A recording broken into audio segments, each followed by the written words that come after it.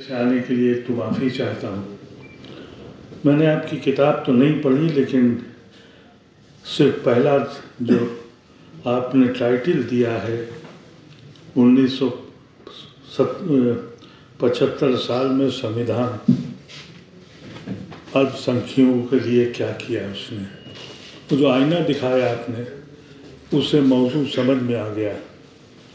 क्योंकि आपसे मेरा बहुत पुराना ताल्लुक़ है, उन चंद लोगों में जो इस देश के लिए दिन और रात तड़पते हैं, इस मुल्क को डूबते हुए किस्तों में देखते हैं, उसमें से आप एक सरफहरिस्त इंसान हैं।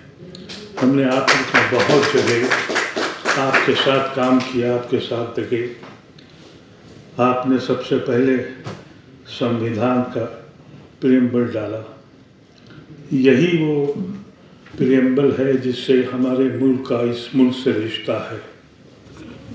इस मुल्क में हम इसलिए रहे कि हमको ये संविधान मिला था। एक तरफ आवाज़ थी, जैसा भी हमारे भाई कुर्बान अली ने कहा कि एक तरफ आवाज़ थी कि चलो मुस्लिम मुल्क में रहो, अपनी ज़बान बचाओ, अपनी तहजीब बचाओ। लेकिन हमने ये कहा कि हम सांझी विरासत में रहेंगे। इस प्रीएम्बल को, इस कॉन्स्टिट्यूशन को माना।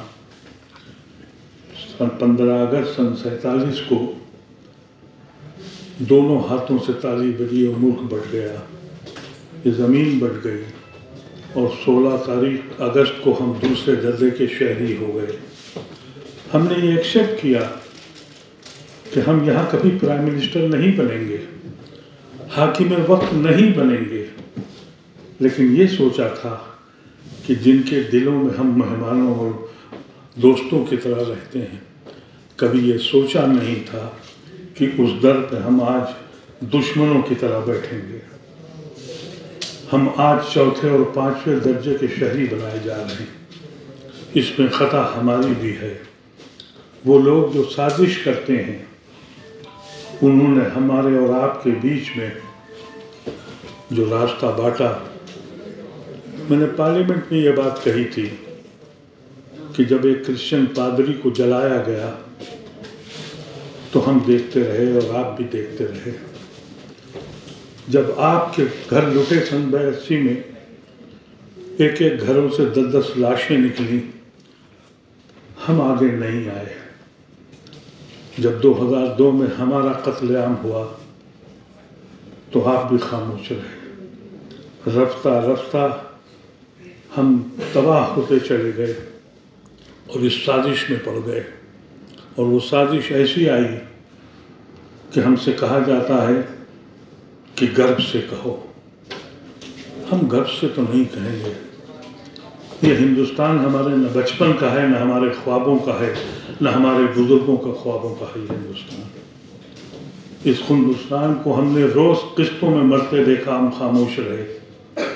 इस वक्त आ गया था। और आज जो आपने बात कही, इस मुल्क का जो सबसे अहम, मैं इस मुल्क में से 2 प्राइम मिनिस्टर को मानता हूँ।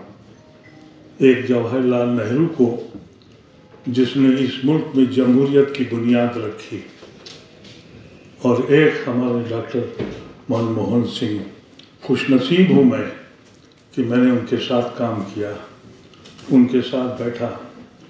हमें उनकी यादें मेरे दिलों में उस तक पेवस्त हैं, दिलों में इस तरह से बैठी हैं कि वो यादें मेरे दिल से उसी वक्त निकलेंगी जब ये जिस्म खाक से मिलेगा। अदरवाइज़ मैं नहीं महसूस कर सकता कि ऐसा शरीफ इंसान, हमने क्या दिया उसको। जब वो पार्लियामेंट में थे, उनके ऊपर क्या क्या इल्ज़ाम नहीं लगे, ये गवाह हूँ मैं। मेरी आंखों के सामने मनमोहन सिंह जी जब बोलने खड़े होते थे तो ये लोग उनको बोलने नहीं देते थे, उनकी तकरीर छीन लेते थे। आज ये लोग मनमोहन सिंह जी को आज भी रुस्वा किया। ये कहा कि हम वहाँ ले जाएंगे। अभी मशवरा हो रहा है, अभी मीटिंगें हो रही हैं, और प्रणब मुखर्जी साहब के लिए तो जगह बन गई, जिसने मुल्क को बचा के रखा। ये मुल्क जो तोड़ दिया था इन लोगों ने, उसको बचाया, उसको ग़ुलामी से बचाया, उसके सोने को वापस लाया। आज उस शख्स के बारे में कोई नाम लेवा नहीं है। एहसान फरामोश है ये कौम, अपने मोहसिनों को हमेशा इसने डटा है और आज मनमोहन सिंह जी को भी डट लिया। ये वक्त आ गया है और हम आप अक्सर बैठते हैं और हम आप अपने दिल की बात करते हैं। ज़रूरत इसी बात की है कि हमको सोचना पड़ेगा, क्या हम इस तरह से मुल्क में रहेंगे? कहते हैं कि बड़ा विकसित मुल्क है, अगर लाल बत्तियों पे फ़कीर हाथ उठा के पैसे न मांगता हो और लोग पैसे न देते हों तो लाखों लोग भूख से मर जाएंगे। और फिर कहते हो कि गर्व से कहें। कॉन्स्टिट्यूशन टूटने की बात कर रहे हैं आप, इसमें बचा क्या है? हम जब बचपन में थे, जवानी में थे और स्टूडेंट लाइफ में पार्लियामेंट आया करते थे वैसे स्टूडेंट लीडर के, उस वक्त पार्लियामेंट की गैलरीज में बैठते थे, अपने लीडरों को सुनने आते थे। आज पार्लियामेंट की गैलरीज में कौन बैठा हुआ है? वो पार्लियामेंट है जहां हमारे वक्त में हम बोलते थे, स्पीकर सुनता था, अब स्पीकर बोलता है। एमपी को बोलने की इजाज़त नहीं है, अगर वो बोले तो उसे बाहर निकाल दिया जाता है। इसको आप संविधान कहेंगे कि बचा हुआ है? इसको कहेंगे कि आप अपोजिशन के बोलने पे आवाज़ बंद है? लोग डरे हुए हैं, खौफज़दा हैं। आज ही मैंने पढ़ा कि यूपी का चीफ मिनिस्टर वो कहता है कि मस्जिद को मस्जिद मत कहा करो, लोग नमाज पढ़ने जाते हैं। ढांचा कहा करो, मस्जिद मत कहना। क्या सुप्रीम कोर्ट को सुनाई नहीं पड़ता है? क्या हिंदुस्तान के लोगों को अंदाजा नहीं होता है कि एक वो कौम जिसने अपने खून को बांट दिया, अपने भाई को बांट दिया, अपने मुल्क को छोड़ दिया, अपनी जबान को छोड़ दिया और ये कहा कि हम उस मुल्क में रहेंगे जो सांझी विरासत का मुल्क है। अफसोस दर अफसोस हम समझ ही नहीं पाए कि हमको एक एक करके हमसे जुदा किया गया। आज आपको हिंदू बना दिया गया, हमको आतंकवादी बना दिया गया और ये मुल्क कहते हैं कि हम हिंदू राष्ट्र लाएंगे। अगर नेहरू और गांधी और इन लोगों, मौलाना आज़ाद और दूसरे लीडर्स न होते और अगर नेहरू गांधी हिंदू स्टेट को डिक्लेयर कर देते तो एक पागल ने तो मुस्लिम स्टेट जमा कर अपना हर्ष दिखा दिया जो हमारे भाई ने सुनाया। अगर उस वक्त कांग्रेस के लीडर हिंदू स्टेट बना देते तो 38% मुसलमानों ने जिना का साथ नहीं दिया था और सब के सब जिना के साथ चले गए होते। मैंने ये बात एक जलसे में कही कि जब पाकिस्तान लाहौर तक नहीं लखनऊ तक बनता तो मेरे खिलाफ एक कोहराम खड़ा कर दिया। क्या उस वक्त सिख भाई रहते हिंदू स्टेट में? उन्होंने भी ये फैसला किया कि नहीं, हम सांझी विरासत में रहेंगे। क्या क्रिश्चियन भाई हिंदू स्टेट में रहते जो आज पूरा नॉर्थ ईस्ट है? अरे ये तो ऐसे जगलर हैं कि हमको गाय के नाम पे कत्ल करते हैं, हमारे घरों में घुस के कहते हैं कि तुमने खाया क्या है, और गोवा में और नॉर्थ ईस्ट में कहते हैं कि गाय सस्ती कर देंगे। ये किस किस्म के लोग हैं? ये दुश्मन हैं इस मुल्क के और हमको ये सोचना पड़ेगा। आपकी किताब हमने पूरी पढ़ी नहीं लेकिन हम समझ गए, इसलिए कि आपसे हमारा जो रिश्ता है, आपके सीने में जो दर्द उठता है वो मेरे सीने में भी उठता है। लेकिन अफसोस ये है कि मेरी कौम सोई हुई है, हमको ये समझ नहीं आ रही है। हम बहादुरी करते हैं। हमें एक याद है, आपके एक फंक्शन में हम गए थे, आपने मैं पूना बुलाया था। वहाँ हमारे एक सिख भाई ने हमसे यही कहा था कि या तो आपकी हिस्ट्री गलत है या आप मुसलमान नहीं हैं। तो हकीकत ये है कि हम मुसलमान नहीं हैं, हमारी हिस्ट्री सही है। बादशाहों की, राजाओं की जो लड़ाइयाँ थी उससे अवाम का कोई ताल्लुक़ नहीं था। आज पंजाब की ज़बान, हमारी जो उर्दू ज़बान अगर कहीं बची तो पंजाब में बची। सबसे बड़े अखबारात वहीं से निकले, हमारा कल्चर वही एक था। लेकिन हम न जाने क्यों बहकते चले गए। हम सिर्फ इसलिए बैठ गए जिस वक्त यहाँ कत्लेआम हुआ। मैंने जब पार्लियामेंट में ये बात कही और मुझसे कहा गया, एक कांग्रेस के एमपी ने कहा कि साहब भूल जाइए जो 2080 में हुआ है, 1980 में, और जो कत्लेआम हुआ उसको भूल जाइए।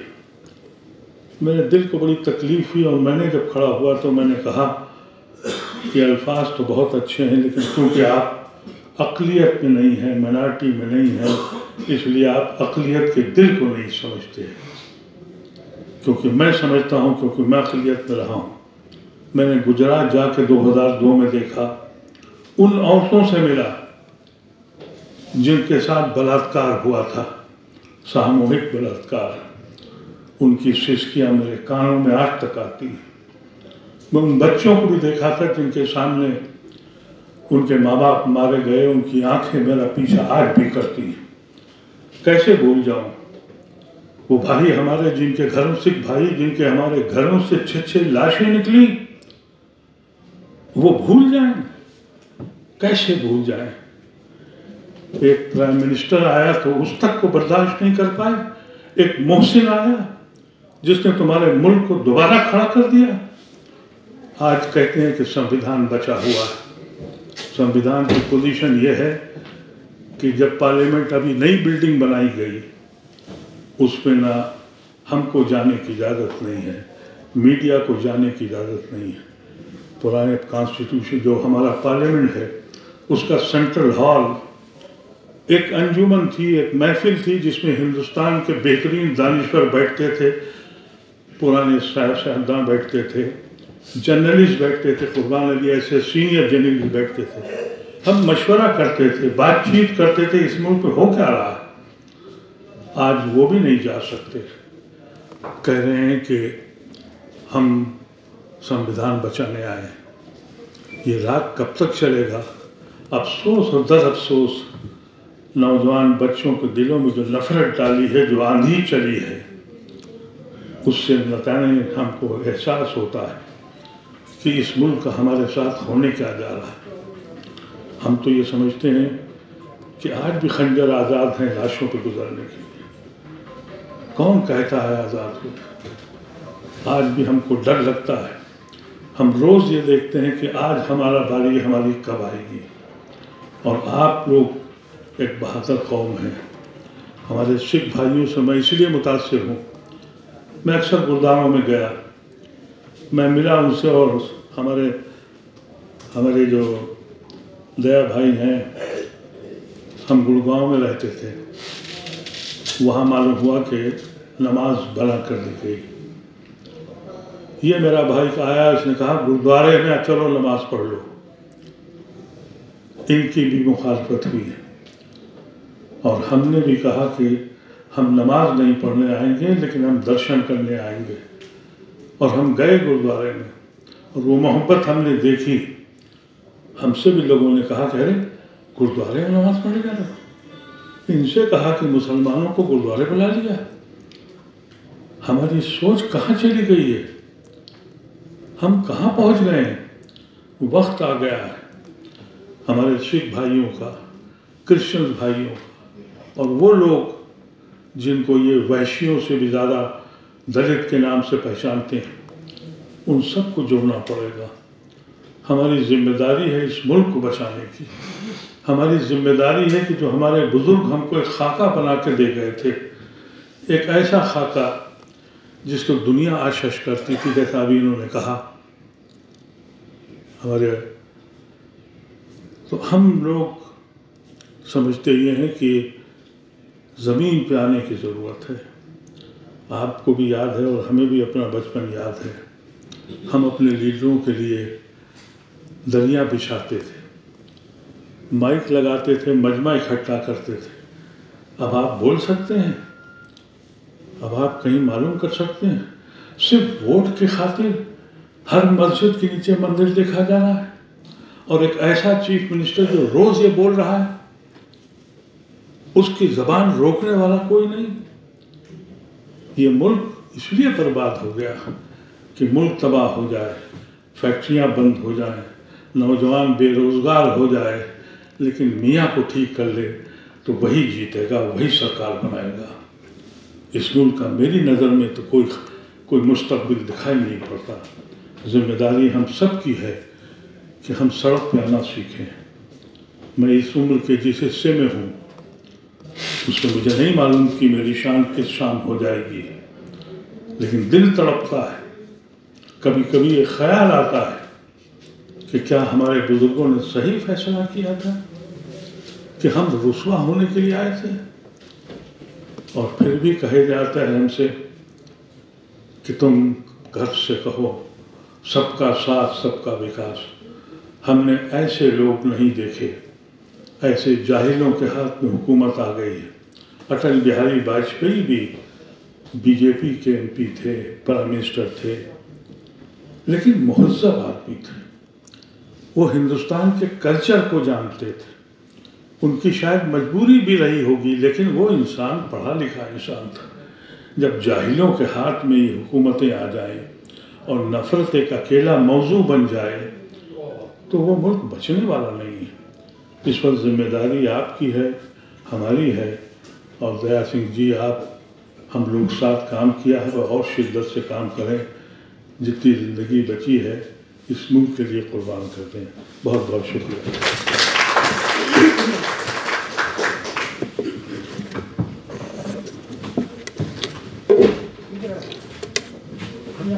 हाँ,